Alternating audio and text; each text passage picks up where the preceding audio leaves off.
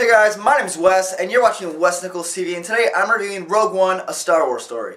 Rogue One is a 2016 fantasy sci-fi film starring Felicity Jones, Diego Luna, Ben Mendelsohn, and Donnie. It's directed by Gareth Edwards and is the first Star Wars anthology film. This film takes place right between the events of Episode 3, Revenge of the Sith, and right before the events of A New Hope, Episode 4. And that's what I'm going to get my positives. I love how well this film meshes right with Episode 4. When I watched this movie, especially as soon as it ended, I craved, I needed to get home to watch A New Hope. And I still do, because I have not gotten to do that yet. I had to film a review for it, so now as soon as I'm done with this, I'm going to doing that. But what makes this film so spectacular is, well, I do enjoy the prequel trilogy, and you can take away all credibility if you want. Subjectively, I find those films fun. I enjoy them. I grew up with them. But you don't need to watch the original trilogy afterwards. You can watch those as their own stories. This film makes you need to, and it actually enhances a lot of what goes on in Episode 4. The fact that you can make a cinematic achievement that is the original Star Wars better through the use of a film that came out 40 years later is mind-blowing, it's spectacular, and that is a ginormous positive. I loved the aesthetic of this film.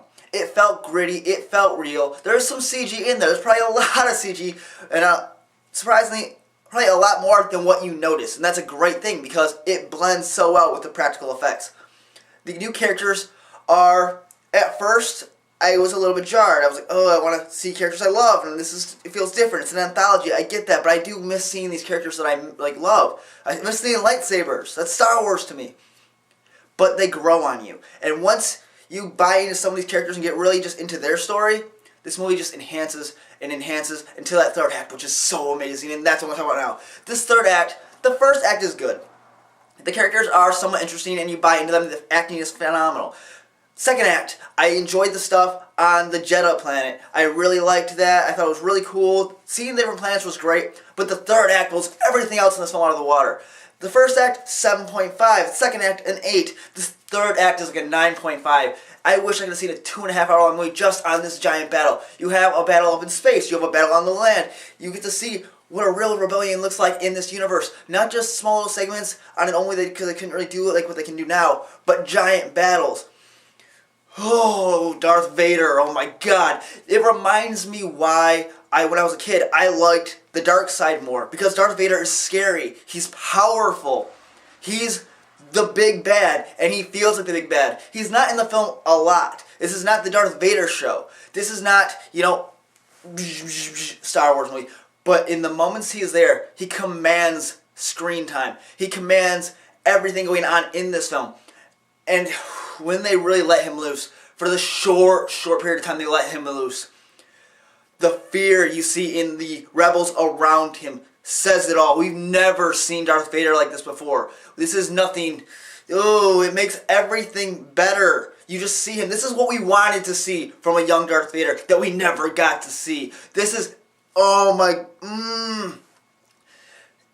I teared up in the theater.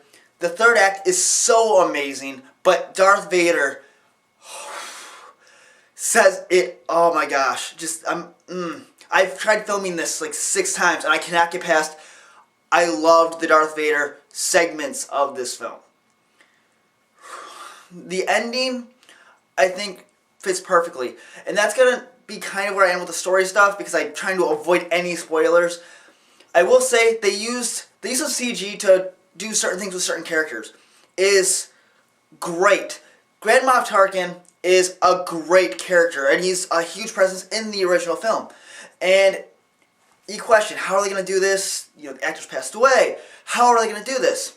And better than anything I've seen before as far as either de-aging a character or just faking a character who's a real person and re-showing them without them there, has never been done this well before. Maybe one moment I was like, okay, that's CG obviously.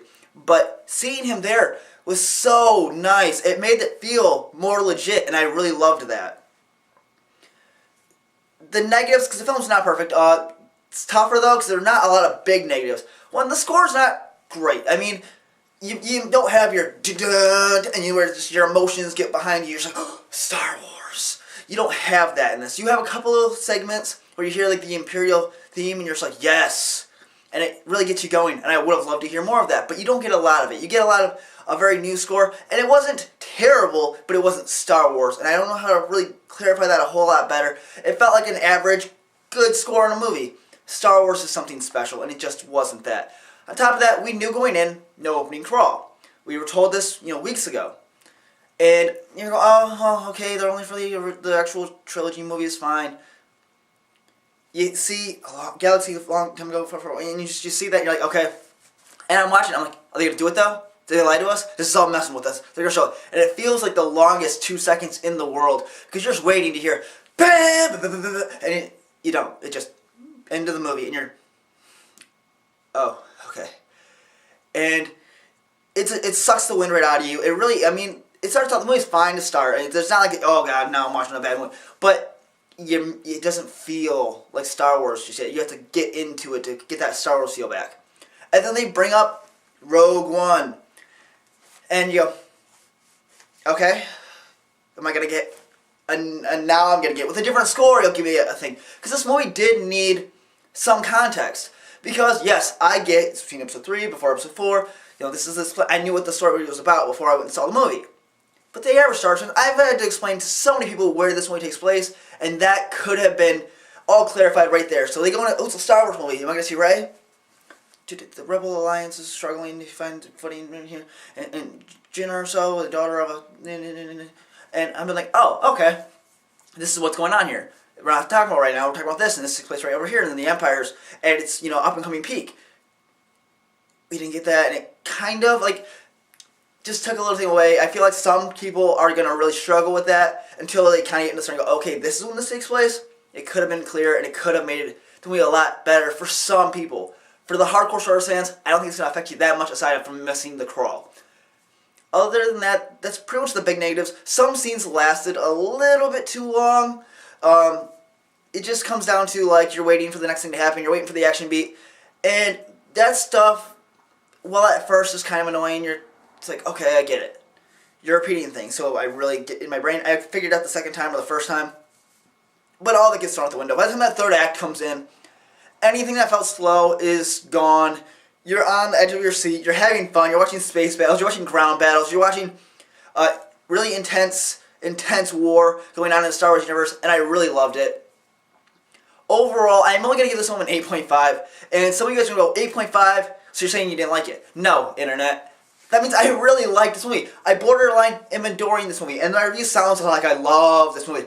And that's because I'm still in the high of it. But if there's anything I learned from filming my Force Awakens review, you gotta try to take that heavy emotional happiness out of it and really think about your score critically and just get it down. And that's why I'm saying 8.5. The first third of this movie, it's like a 7.5. It's a good movie. I'm having fun with it, but I feel like I'm missing something. The second act, I know these characters a little bit more. I'm more engaged in it. It's about 8. That last act, 9.5, that third act was so great. I love it. And the Darth Vader stuff and the way it ends. And it leaves you on a high. And it leaves you wanting to watch Episode 4 A New Hope, which I will be doing in freaking 10 minutes. But overall, just squish it all together. 8.5, 8.6, 8.7, that area, high 8s. Really, really like this film. Borderline love this film. I will watch it all the time in the future. It is now a part of I'm marathoning Star Wars. If I don't want to watch the first 3 just because I'm trying to save some time, I need to watch this film. It is better, in my opinion, than any of the actual prequel films. Not that they are bad, but just that this is a better film. It's a better made film than those. You guys, Star Wars every year. Every year. We get one of these. I don't expect them to be all this good. I understand you're going to have a lower one every once in a while. I'm guessing Han Solo, because I just don't see how it's going to work all that well. But every year we get movies like this. It's awesome. It's awesome. Anyways, that is just my opinion. I want to know yours. What did you think about Rogue One, A Star Wars Story? Does it live up to it? Do you need to see all these different stories? What is the story you want to see? Do you want to see a Boba Fett? Do you want to see just something completely out of nowhere in this same universe? Let me know in that comment section down below. And while you're down there, click the like button if you like this video. It really helps me out a lot. And it shows me that you guys actually care about my content and you want to see me keep making them. So click the like button. You can follow me on Twitter at WesNichols14 to see what I'll be reviewing next. You can tweet at me and be like, hey, would you do a review of this? And I got some free time. I can't talk right now. I am like, oh, I'm so jacked up right now. Tweet at me. Point of the message right there. Thanks for watching, guys. My name's Wes. You're watching Wes Nichols TV. Have a great night. Bye.